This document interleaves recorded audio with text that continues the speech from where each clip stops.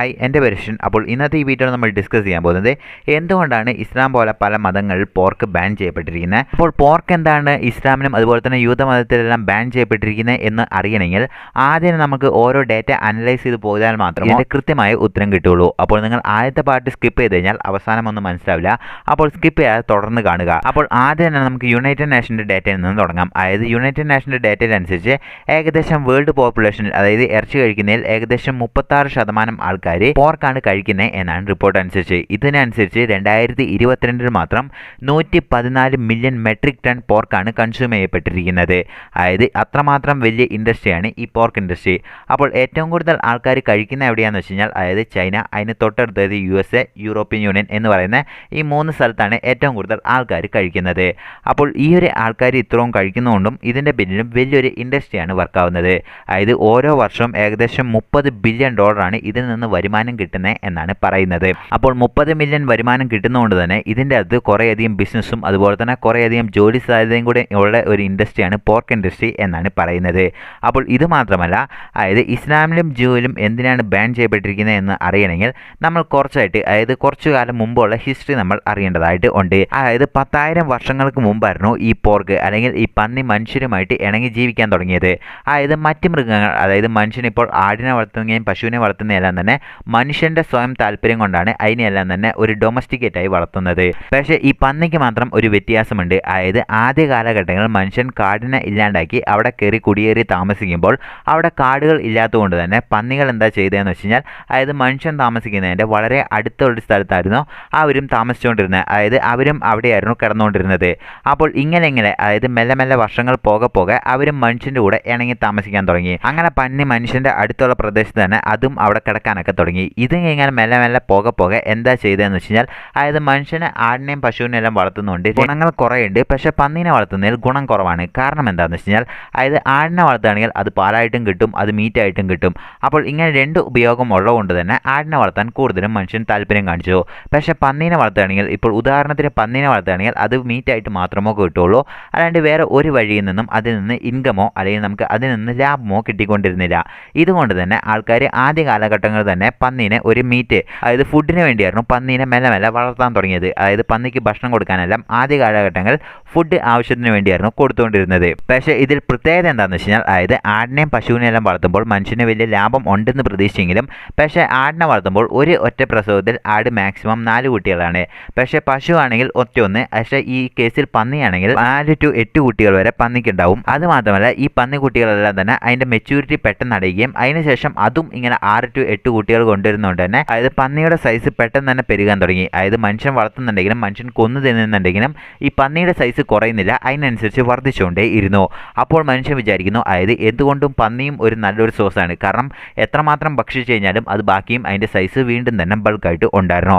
അങ്ങനെയാണ് മനുഷ്യനും മെല്ലെ മെല്ലെ പന്നീനെ വളർത്താൻ തുടങ്ങുന്നത്. അപ്പോൾ സൗത്ത് ഏഷ്യയിലെല്ലാം തന്നെ ആ കാലഘട്ടങ്ങളിൽ തന്നെ പന്നി തിന്നുന്നതും അതുപോലെ തന്നെ പന്നി വളർത്തുന്നതും മെല്ലെ മെല്ലെ ഫേമസ് ആവാൻ തുടങ്ങി. അപ്പോൾ ചൈനയിലെ ഫാർമേഴ്സ് എല്ലാം തന്നെ ആദ്യ കാലഘട്ടങ്ങളിൽ അതായത് ഇന്ന് മൺപുഴ ഫാർമേഴ്സ് ഫ്രണ്ട് എന്ന് പറയുന്നു അതേപോലെ തന്നെയായിരുന്നു പന്നീനെയും കണ്ടുകൊണ്ടിരുന്നത് എന്നാണ് പറയുന്നത്.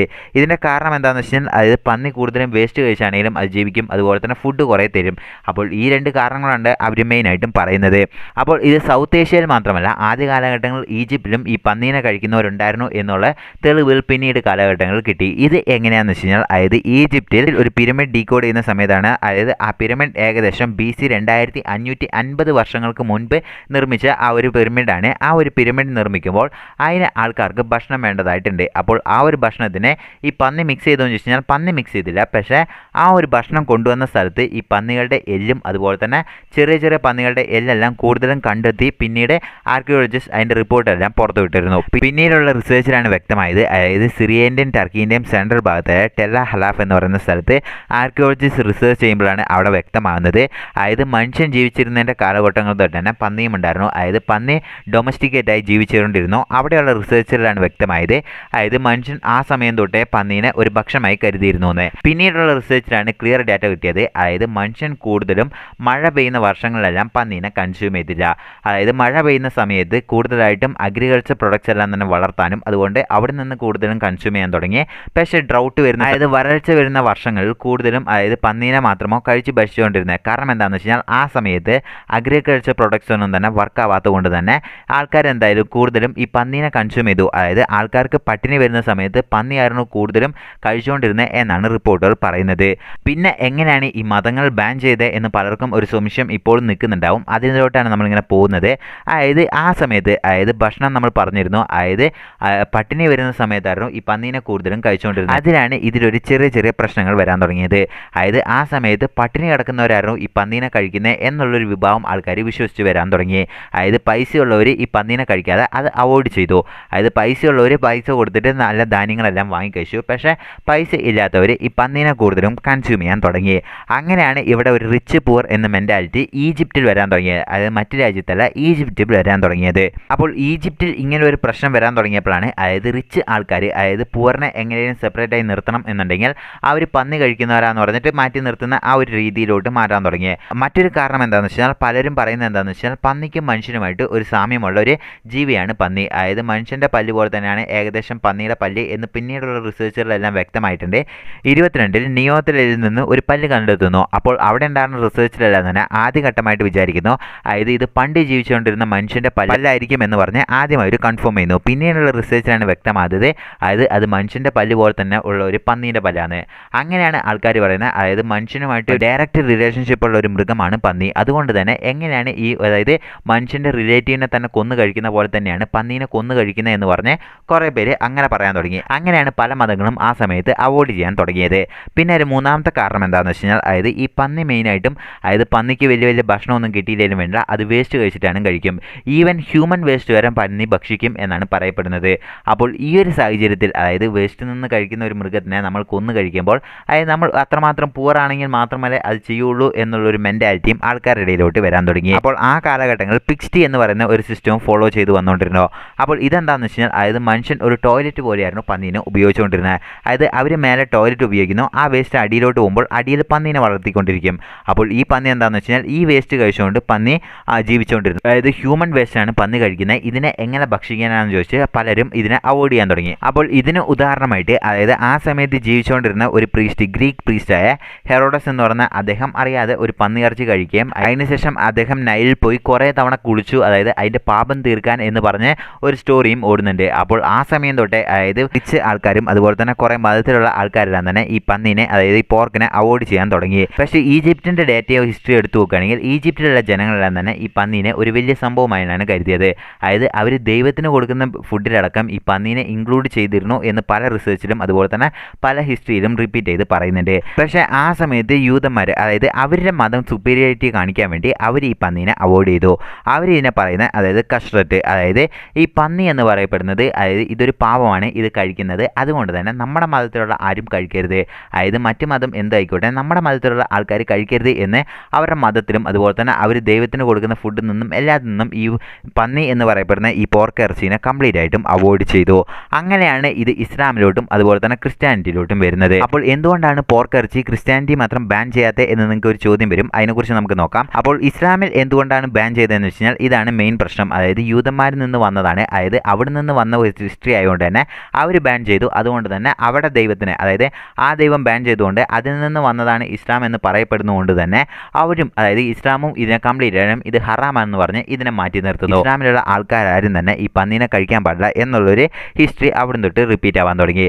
അതിനുശേഷം ക്രിസ്ത്യാനിറ്റിയിൽ അപ്പോൾ ആ സമയത്ത് റോമൻസും ഗ്രീക്സും എന്താ വിചാരിച്ചിരുന്നതെന്ന് വെച്ച് കഴിഞ്ഞാൽ അവർക്ക് ഈ പന്നീനെ പോർക്കിനെ കഴിക്കുന്ന അവർ വലിയ ഡിഫറൻസ് ആയിട്ടും വലിയ കുറച്ചിലായിട്ടൊന്നും കരുതിയില്ല. അവർ വലിയൊരു അഭിമാനം പോലെ തന്നെയാണ് പോർക്കിനെ കഴിച്ചുകൊണ്ടിരുന്നത്. അപ്പോൾ യൂതന്മാർ ഇത് കഴിക്കാത്തത് കൊണ്ട് തന്നെ അവർക്ക് വലിയ കാര്യത്തിൽ യൂതന്മാരോട് പുച്ഛമല്ലാണ്ട് അവരിതിനെ കഴിച്ചുകൊണ്ടേ ഇരുന്നു. അതുപോലെ തന്നെ യൂതന്മാർക്കും അവരോട് എതിർപ്പും അതുപോലെ തന്നെ ദേഷ്യവും മാത്രമോ ഉണ്ടായിരുന്നുള്ളൂ. കാരണം അവർ പോർക്ക് കഴിക്കുന്നവരെ അവരെ നമ്മൾ അടുപ്പിക്കരുത് എന്ന് പറഞ്ഞ് ഒരു ഡിഫറൻസ് ഇവരുടെ മനസ്സിൽ എപ്പോഴും ഉണ്ടായിരുന്നു. അതുമാത്രമല്ല റോമനിലുള്ള ആൾക്കാരൊക്കെ പറയുന്നത് എന്താണെന്ന് വെച്ച് കഴിഞ്ഞാൽ പന്നി കഴിച്ചിട്ട് പന്നീൻ്റെ ബ്ലഡ് വെച്ച് കൈ കഴുകുകയാണെങ്കിൽ നമ്മൾ ചെയ്ത പാവങ്ങളെല്ലാം മാറും എന്നുള്ളൊരു ഹിസ്റ്ററിയും അവിടെ പറയുന്നുണ്ടായിരുന്നു. അതിനുശേഷം 2700 BC തന്നെ റോമൻ സമയത്ത് അവിടെ ഭരിച്ചുകൊണ്ടിരുന്ന രാജാക്കന്മാർ റേഷൻ സമയത്ത് റേഷൻ കൊടുക്കുന്ന ജനങ്ങൾക്ക് ഇങ്ങനെ റേഷൻ കൊടുക്കുന്ന സമയത്ത് പന്നി ഇറച്ചി വരെ കൊടുത്തിരുന്നു എന്നുള്ളൊരു ഹിസ്റ്ററിയും റിപ്പീറ്റ് ആവുന്നു. അപ്പോൾ ഇതിലൂടെ നമുക്ക് മനസ്സിലാക്കാം റോമൻസും ഗ്രീക്സും എപ്പോഴും തന്നെ പന്നീനെ ആദരിച്ചിരുന്നു എന്നുള്ളത്. മറ്റ് ആൾക്കാർ ഇത് പന്നീനെ കഴിക്കാത്തതുകൊണ്ട് അവർ ഹേറ്റ് ചെയ്തല്ലാണ്ട് അവർക്ക് ഒരിക്കലും പന്നീനെ വിട്ടുകൊടുക്കാൻ തയ്യാറായിരുന്നില്ല. അപ്പോൾ ആ സമയത്തായിരുന്നു യൂതന്മാരുടെ രാജാവായ ഹെറോഡസ് തൻ്റെ സ്വന്തം മകനെ കൊല്ലുന്നത്. അപ്പോൾ ആ സമയത്ത് ഗ്രീക്സും റോമൻസും ന്യൂസും എന്താ പറഞ്ഞതെന്ന് വെച്ച് കഴിഞ്ഞാൽ, അപ്പോൾ യൂതന്മാരുടെ വീട്ടിൽ ഒരു മോനായി ജനിച്ചതാണ് ആ കൊച്ചു ചെയ്ത ഏറ്റവും വലിയ തെറ്റ്. അവിടെ ഒരു പന്നിയായി ജനിച്ചിട്ടുണ്ടെങ്കിൽ ആ മോനെ കൊല്ലില്ലായിരുന്നു. അതിനുശേഷം ഇന്ത്യയുടെ കേസ് എടുത്ത് നോക്കുകയാണെങ്കിൽ ഇന്ത്യയുടെ നോർത്ത് ഈസ്റ്റ് സൈഡിലും അതുപോലെ തന്നെ സൗത്ത് ഈസ്റ്റ് സൈഡിലും മാക്സിമം, അതായത് ചില റീജിയനിലെല്ലാം കഴിക്കില്ലായിരുന്നു, പക്ഷേ മോസ്റ്റ് ഓഫ് ദ റീജിയനിൽ കഴിച്ചിരുന്നു. അതായത് നോർത്ത് ഈസ്റ്റ് ഇന്ത്യയിലെല്ലാം എന്താ പറയുക കൂടുതലും കഴിക്കാൻ കാരണം എന്താണെന്ന് വെച്ചാൽ, അതായത് ചൈനയിൽ ഇത് വലിയ, അതായത് പോർക്കിനെ അവർ വലിയ ഡിഫറൻസ് ഒന്നും കരുതാതെ അവർ ഇന്നും കഴിച്ചു വരുന്നു. അതായത് ഇന്നത്തെ റിപ്പോർട്ടിലും ഏറ്റവും കൂടുതൽ ആൾക്കാർ പോർക്ക് കഴിക്കുന്ന ചൈനയിൽ നിന്നാണ്. അപ്പോൾ ചൈനയുടെ സാമ്യമുള്ള അവിടെയുള്ള ട്രൈബൽസ് എല്ലാം തന്നെ പോർക്ക് കഴിച്ചുകൊണ്ടിരുന്നു. അങ്ങനെയാണ് ഇന്ത്യയുടെ നോർത്ത് ഈസ്റ്റ് സൈഡിലെല്ലാം തന്നെ ഇത് ഫോളോ ചെയ്തുകൊണ്ടിരുന്നത്. അതുപോലെ തന്നെ സൗത്ത് ഈസ്റ്റ് സൈഡിലും അതുപോലെ തന്നെ പല രാജാക്കന്മാരും തന്നെ ഈ പോർക്കിനെ കഴിച്ചുകൊണ്ടിരുന്നു. അതുപോലെ തന്നെ പല റെഫറൻസിലും, അതായത് ലിറ്ററേച്ചറിലും അതുപോലെ തന്നെ പല ലിറ്ററേച്ചറിലെല്ലാം തന്നെ ഈ പോർക്ക് കഴിക്കുന്ന വലിയ ഡിഫറൻസ് ആയിട്ടൊന്നും കരുതിയിട്ടില്ല. അവർ കഴിച്ചിരുന്നതായിട്ട് എല്ലാവിധ റിപ്പോർട്ടുകളിലും രേഖപ്പെടുത്തിയിട്ടും ഉണ്ട്.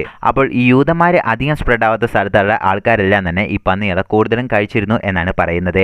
അങ്ങനെയാണ് ഈ ക്രിസ്ത്യാനിറ്റിയിലുള്ള ആൾക്കാരും, അതായത് ഇതിനെ വലിയ എതിർപ്പോടെ തുടങ്ങാതെ, അതായത് ക്രിസ്ത്യാനിറ്റി പെട്ടെന്ന് സ്പ്രെഡ് ആയപ്പോൾ അവിടെയുള്ള ആൾക്കാരും ഈ പന്നീനെ ഓൾറെഡി കഴിക്കുന്നുള്ളതുകൊണ്ട് തന്നെ അവർ പന്നീനെ വേണ്ടാന്ന് വെക്കാനൊന്നും തുടങ്ങിയില്ല. അങ്ങനെയാണ് ഈ ക്രിസ്ത്യാനിറ്റിയിൽ ഇത് വലിയ പ്രശ്നമായി കരുതാത്തതും. പക്ഷേ ഇസ്ലാം മതത്തിലോട്ട് എടുത്തു നോക്കുകയാണെങ്കിൽ നമ്മൾ ആദ്യം തന്നെ പറഞ്ഞു, അതായത് യൂതന്മാരിൽ നിന്നാണ് അത് വന്നതെന്ന്. പക്ഷേ അവർ സ്പ്രെഡ് ആവും തോറും അവർ ഓൾറെഡി തന്നെ ഉറച്ചു വിശ്വസിച്ചിരുന്നു, അതായത് പന്നി ഹറാമാണ്. അതുകൊണ്ട് തന്നെ അതായത് അവർ സ്പ്രെഡ് ആവുന്നവരടുത്തും, അതായത് ഇസ്ലാമിൽ ചേരുന്നവരുടെ ഈ പന്നി ഹറാമാന്ന് പറഞ്ഞിട്ട് ഇസ്ലാമിൽ മാക്സിമം ഇത് ബാൻ ചെയ്യപ്പെട്ടു. പക്ഷേ ഈ ക്രിസ്ത്യാനിറ്റിയിൽ ഇത് പലയിടത്തും പല രാജ്യങ്ങളിലും ക്രിസ്ത്യൻ ആൾക്കാർ പന്നീനെ കഴിക്കുന്നില്ല ഇന്നും, പക്ഷേ പലരും ഇത് കഴിച്ചും വരുന്നുണ്ട്. അപ്പോൾ ഇങ്ങനെയാണ് ഈ രണ്ട് മതത്തിലും വന്നേ എന്നാണ് പറയുന്നത്.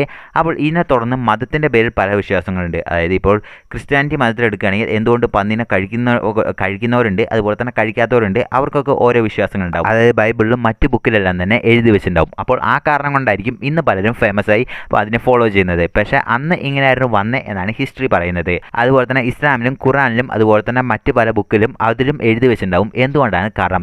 അപ്പോൾ ഇതെല്ലാം മതരീതിയായിട്ടാണ് പറയുന്നത്. പക്ഷേ സയൻറ്റിഫിക് രീതിയായിട്ട് ഇതാണ് ഇന്നും കരുതപ്പെടുന്നത്. എന്തുകൊണ്ടാണ് ഇസ്ലാമിലും അതുപോലെ തന്നെ ക്രിസ്ത്യാനിറ്റിയിലും ബാൻ ചെയ്യപ്പെട്ടെ എന്ന് ഉള്ളത് സയൻറ്റിഫിക് എക്സ്പ്ലനേഷൻ ഇതാണ്. അപ്പോൾ എന്തെങ്കിലും പ്രശ്നം തോന്നിയിട്ടുണ്ടെങ്കിൽ, അതിന് എന്തെങ്കിലും കാര്യങ്ങൾ തെറ്റായി പറഞ്ഞു എന്നുണ്ടെങ്കിൽ നിങ്ങൾ താഴെ കമൻറ്റ് ബോക്സിൽ നമ്മൾ മെൻഷൻ ചെയ്യുക. അത് തീർച്ചയായിട്ടും പിൻ ചെയ്യുന്നതായിരിക്കും. See you next video.